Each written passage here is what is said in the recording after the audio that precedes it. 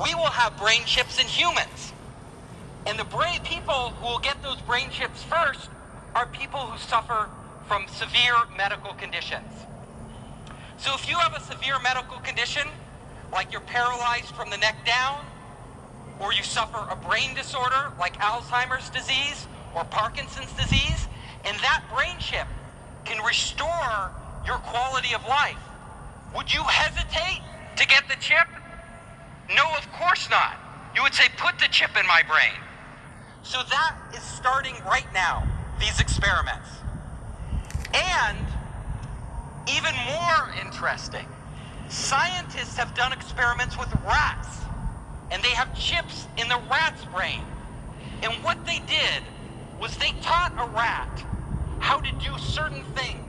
And when the rat did all these complex things, it could get food. Now, it took the rat weeks to learn that. Weeks. But then they hooked the rat's brain chip to the internet. And they had another rat in another city. And instantly they connected those two rats' brains. And do you know what happened? The other rat knew how to get the food right away. It didn't have to learn anything. The knowledge was transferred from one brain of a living animal to another brain. That is amazing. That opens up a world of possibilities, because if they can do that in rats today, imagine 10 years from now what they can do in humans. And we will go there.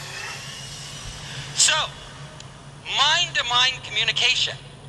This is something of science fiction that we all read about. But this is actually possible today, as I just showed you. So there will come a point where if we have a chip in our brain, and you out there have a chip in your brain, we can communicate. We can communicate without talking. We can communicate when you're halfway around the world. And we can exchange knowledge. So, if you look at a world where we have these chips that are connected to the internet, all of a sudden, every piece of information on the internet becomes accessible to our minds. Now, when we look back at today and we have to go to Baidu or Google and type it in, that will seem so primitive. Nobody will do that. You will just think, what knowledge do I need? And it will appear there for you to use. But it gets even weirder, stranger. Because we will not only be able to transfer knowledge, but we will be able to transfer memories. Now, so you could have an experience like skydiving, and all of a sudden you could transfer that experience to a friend, and all of a sudden they have experienced what you have experienced. It gets even weirder, because we will be living our lives as our lives. We know our lives and our memories, but you will all of a sudden have access to anybody's life who wants to make it available to you. People will put open source their lives so others can download pieces of their lives and experience those things. That will be really strange. We won't know the difference between our own memory and a memory we acquired from someone else. Think about that. It gets even stranger. So, all of us are here learning at CEIBS, right? Getting EMBAs and MBAs.